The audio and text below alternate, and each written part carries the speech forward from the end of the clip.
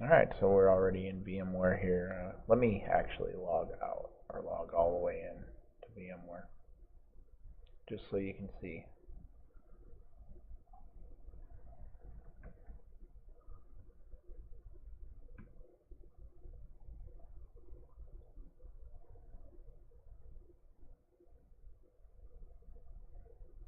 This is the vSphere server.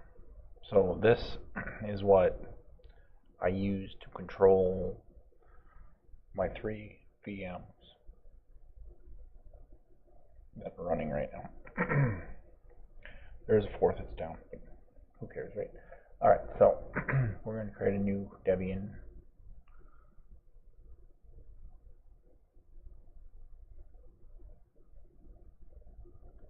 VM.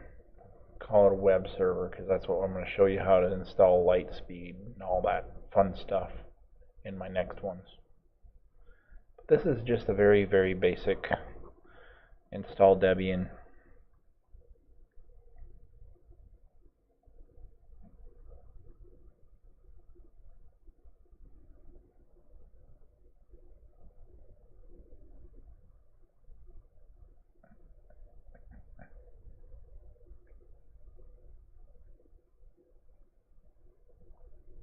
Want to make sure you pick the latest because I'm running 6.5 here because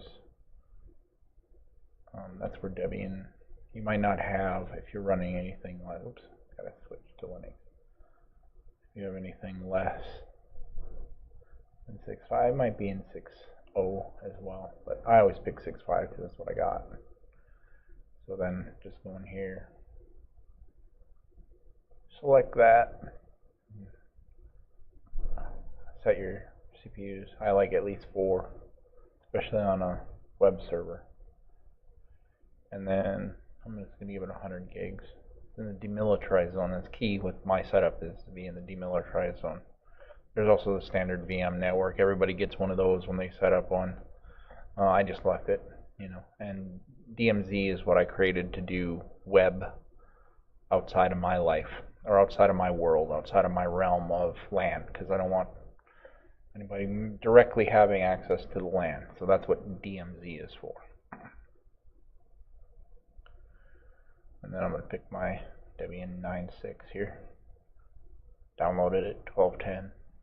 I really like Debian. I do. I don't know. It's one of my favorites. I don't know what anybody else thinks, but Debian is much better than. I don't know. There's so many preferences, but it works. So I'm happy with it. So we've got a base setup here, right? I don't know. I didn't really show you what it was. Maybe you didn't see, but if we go to properties here real quick.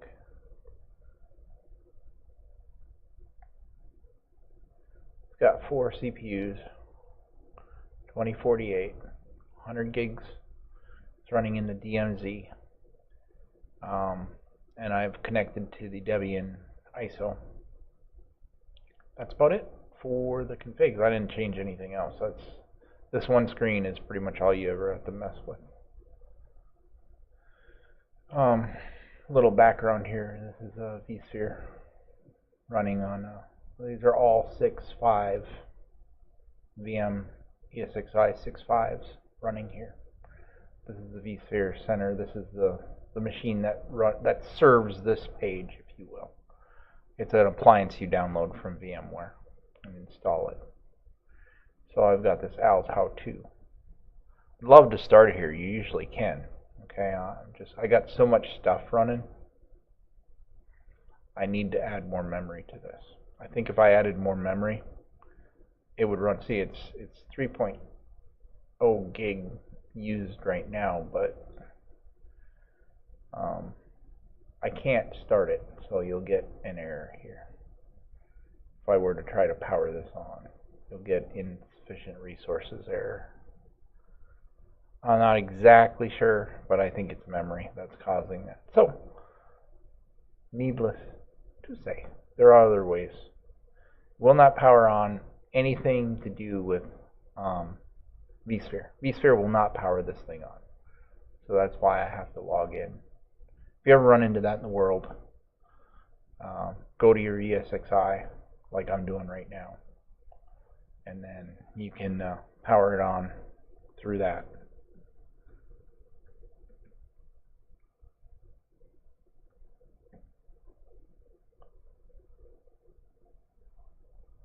And you'll see right here, Al's How-To Web. Boom.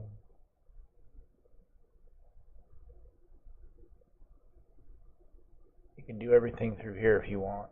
I have like 12 different ways to do the same thing. That's what happens with these VMs and vSphere and all the different ones that are out there. 12 different ways to do the same thing. And it's no different if you're spinning up one on VPS, other than usually they give you the base image. You just start from there. So you're basically getting, if you were to do a VPS, you know, like if you were to go to OVH, like I use, OVH.com, and do this, they would basically give you this base image to work from. It's already configured. You pick a lot of these settings when you're initializing the instance, like if you have to rebuild it or whatever. You set these settings again. But it's, I don't know, this is taking a little longer because I'm talking more. But usually I can get this Debian9 up in about 8 minutes, 8 to 10 minutes, somewhere in there, depending on my VM, how busy it is. You know, remember this setup is serving ampeduphome.com right now, so it's serving it through the VM. Anyway, here I'm setting my host name, which is web02.amp.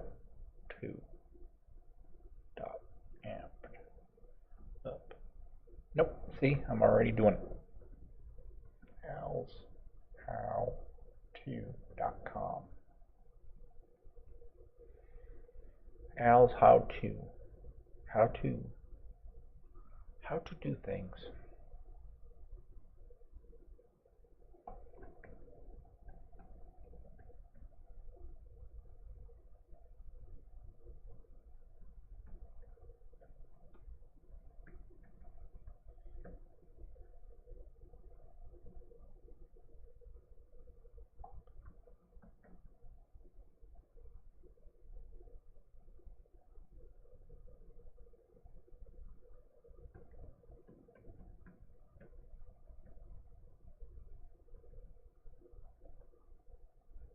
I screwed up again.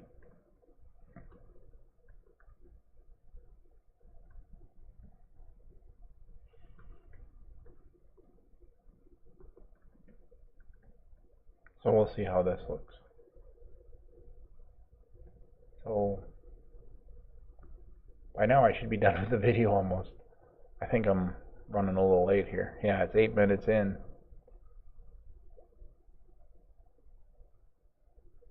And I'm going to set up this LVM.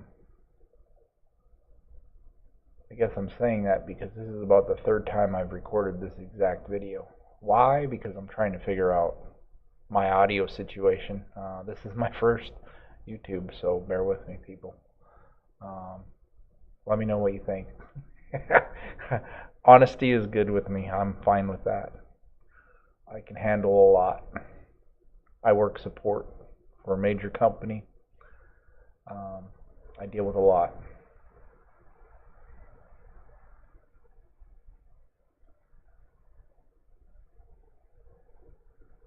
So this is partitioning. You see, I don't know if you saw that, but I set everything up in a LVM.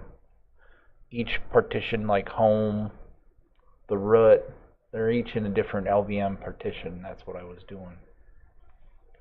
Now I'm just setting up the very base. Basically following the install with LVM. Picking the last option in the LVM list, which is partition each subsection, user, var, I think it is,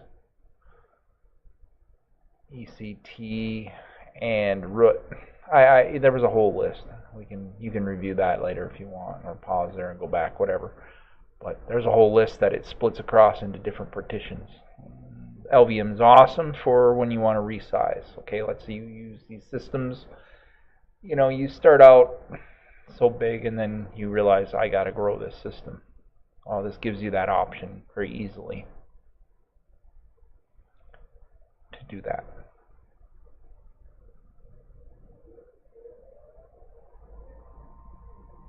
So, I don't know what anybody thinks of this. Let me know what you think in the comments. This is the very basic, very first ever video that I'm going to post out there.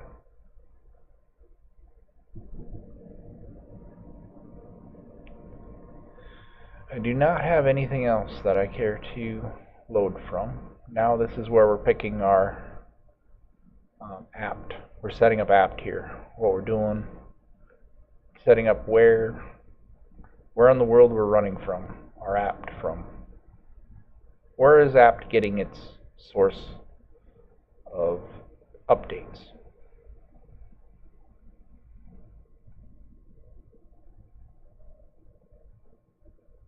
And if you don't know what apt is the installer package loader. It's kind of like a way to make sure that when you put a package down, all the other dependencies are checked, so that everything's there that it needs. Usually, everything's there that it needs to actually execute.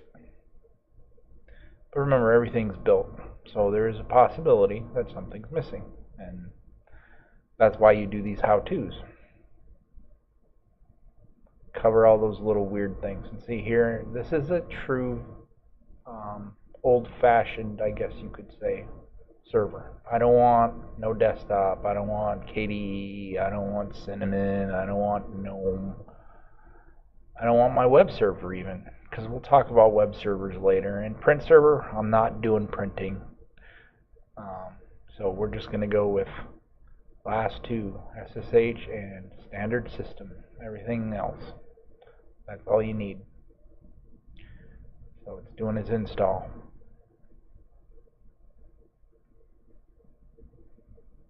Let me know if I'm going too slow, too fast. You know, what's your feeling on where this is heading? Might be too simplistic for a lot of people that may do this, but you know, it's kind of just a quick little overview of my network, I guess, and how I kind of do things really at a server level when I spin up a VM. You know, it's old days. You build a server to do this. Put it on a physical box. It's fun. You know. Now it's all install grub bootloader. So yes, you want to do that. Otherwise, you won't boot, and you're going to pick your last option typically. Where if you're doing a normal install, you're only going to have one option, and it'll kind of configure it based on that selection there.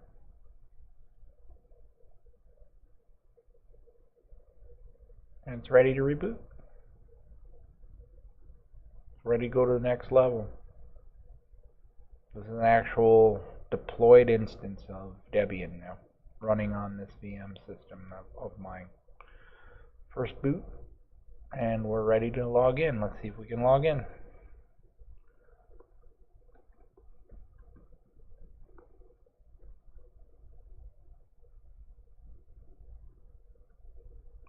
Oh, what do you know? And then you're going to want to check your IP. Do we have an IP? Yes, we do. Yay, we're in. Hip hooray, hip hip hooray. Sorry about that. It's late. That's all I got for now. Let me know what you think.